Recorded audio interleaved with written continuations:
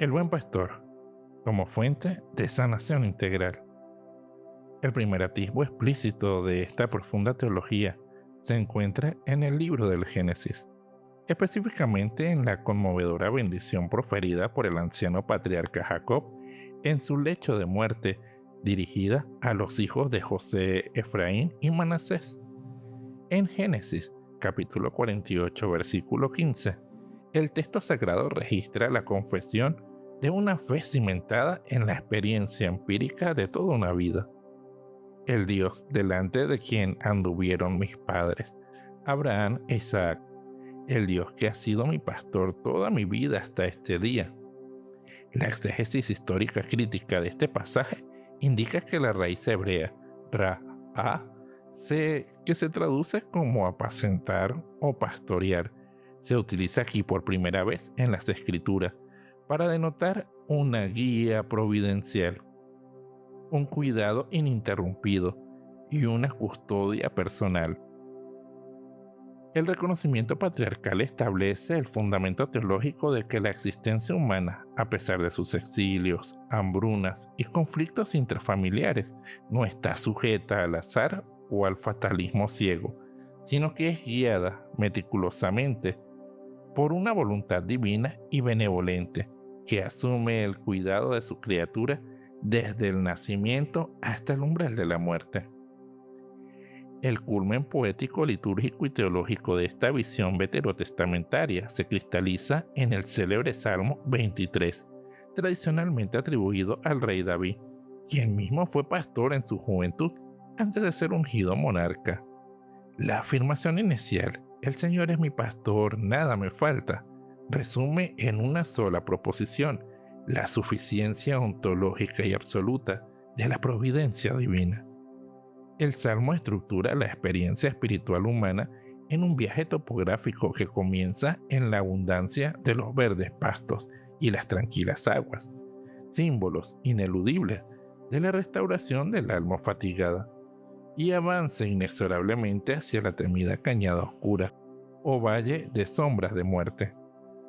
La transición literaria y teológica del Salmo es de una genialidad asombrosa. El salmista pasa de hablar de Dios en tercera persona a hablar con Dios en segunda persona. Tú estás a mi lado. Precisamente en el momento de mayor peligro, el texto revela que la presencia inmanente del pastor transforma el terror paralizante de la muerte en una experiencia de consuelo, representado por la vara, instrumento de defensa contra los depredadores, y el cayado, instrumento para rescatar a las ovejas caídas. La culminación del salmo trasciende el ámbito puramente pastoral para introducir de manera abrupta un banquete escatológico y mesiánico, donde el pastor se transfigura y se revela también como el anfitrión divino que unge la cabeza de su invitado y desborda su copa en presencia de los enemigos.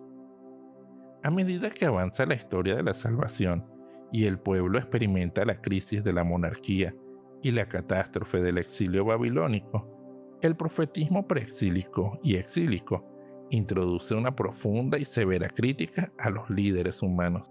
En Ezequiel capítulo 34, el texto sagrado lanza un oráculo devastador contra los pastores de Israel, que se apacientan a sí mismos, devorando la grasa, vistiéndose con la lana y descuidando criminalmente a las ovejas débiles, enfermas, peniquebradas y perdidas. La teología del profeta Ezequiel marca un punto de inflexión radical al introducir una intervención divina, directa y sin mediaciones humanas corruptas. Yahvé mismo asume el rol pastoral de manera exclusiva, prometiendo solamente buscar a las ovejas dispersas en los días de nublado y oscuridad, vendar a las heridas, curar a las enfermas y apacentarlas con justicia. La erudición bíblica contemporánea señala que este capítulo sienta las bases indispensables para la cristología del Nuevo Testamento, al prometer en los versículos posteriores suscitar un único pastor, un nuevo David, estableciendo así un vínculo inseparable entre la acción divina inmanente y la futura mediación mesiánica. Esta intensa expectativa mesiánica está afirmada paralelamente en Jeremías 23, donde se pronuncian ayes contra los pastores que destruyen y dispersan el rebaño de los pastos divinos. Frente a este fracaso institucional, se anuncia el levantamiento de un vástago justo. Para David, un monarca que reinará con la sabiduría, ejecutará el derecho y la justicia en la tierra y garantizará la seguridad inexpugnable de Judá en Israel.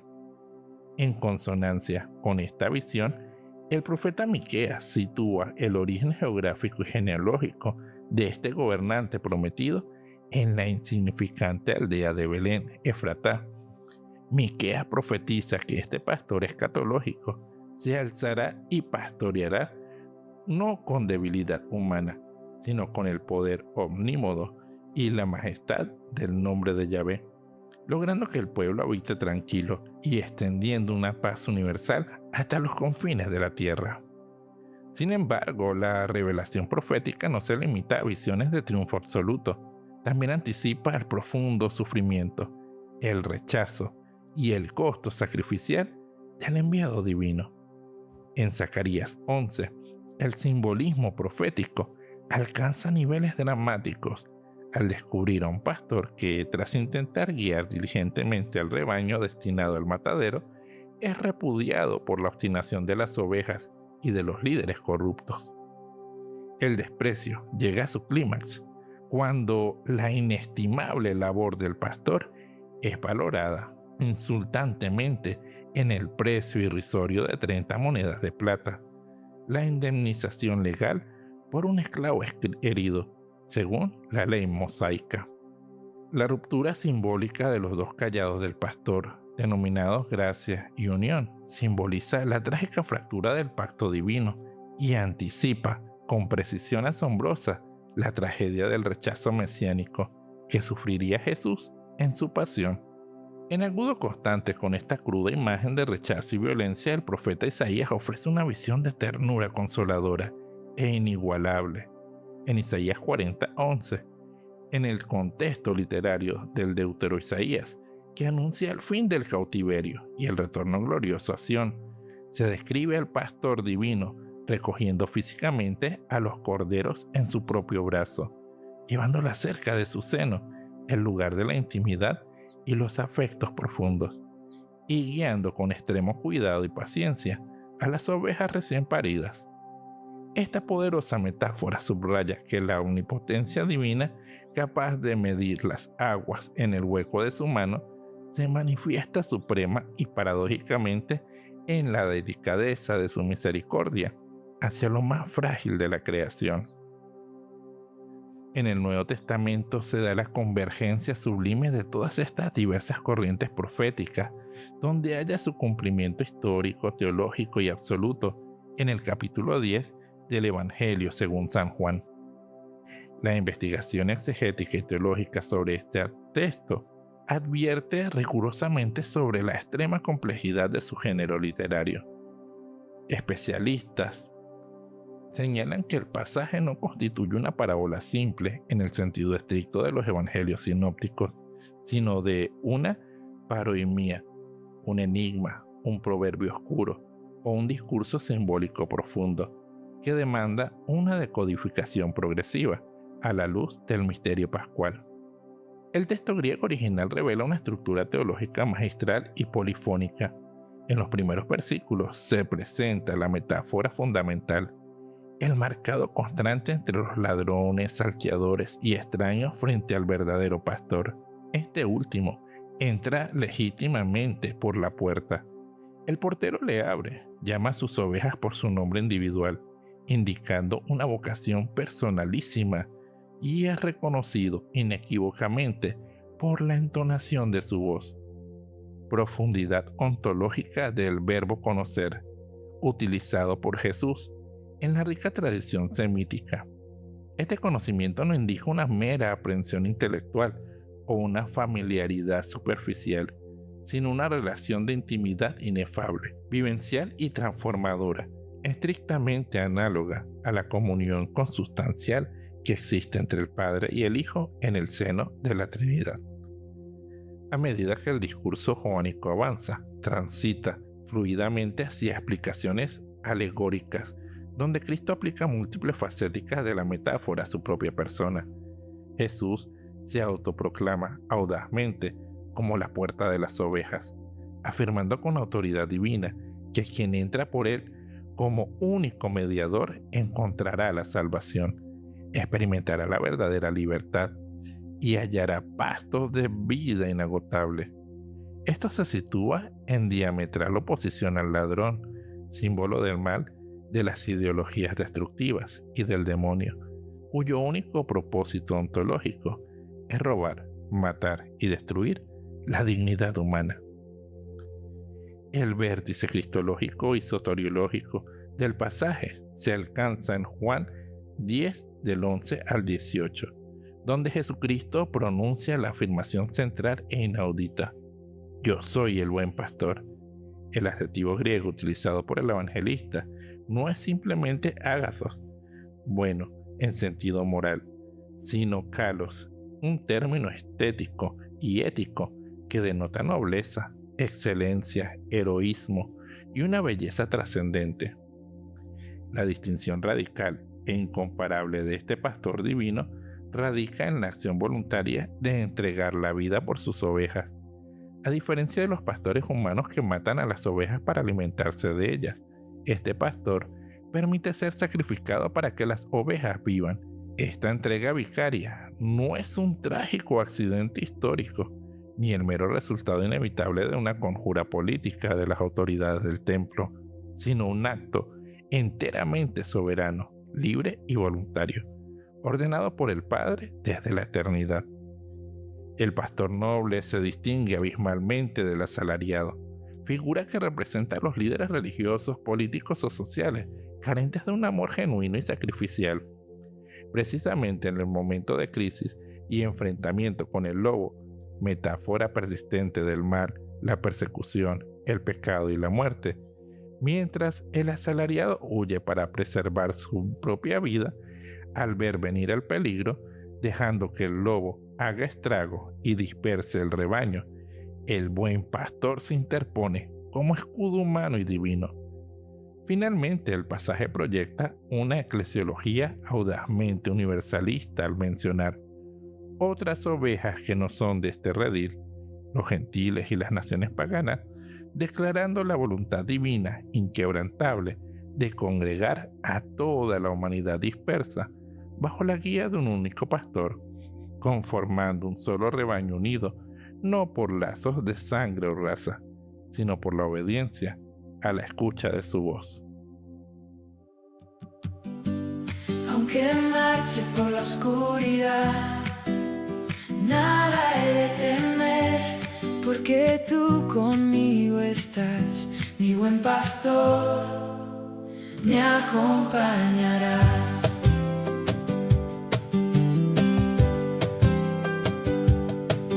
El Señor es mi pastor, nada en la vida me faltará. En praderas de verdes pastos, Él me hace reposar. Me conduce hacia las aguas, donde encuentro la paz, reparando mis fuerzas para poder avanzar. Aunque marche por la oscuridad, nada he de temer, porque tú conmigo estás, mi buen pastor, me acompañarás. Por el honor de su nombre me muestra la justa senda. Tu vara y tu callado son mi consuelo y mi fuerza. Preparas un banquete frente a la adversidad. Unges mi frente con óleo, mi copa rebosando está. Aunque marche por la oscuridad, nada he de temer, porque tú conmigo estás, mi buen pastor, me acompañarás. Tu bondad y misericordia mis pasos abrazarán. Todos los días de mi vida a mi lado seguirán. Y en la casa del Señor, mi refugio y salvación, habitaré por siempre confiando en su protección.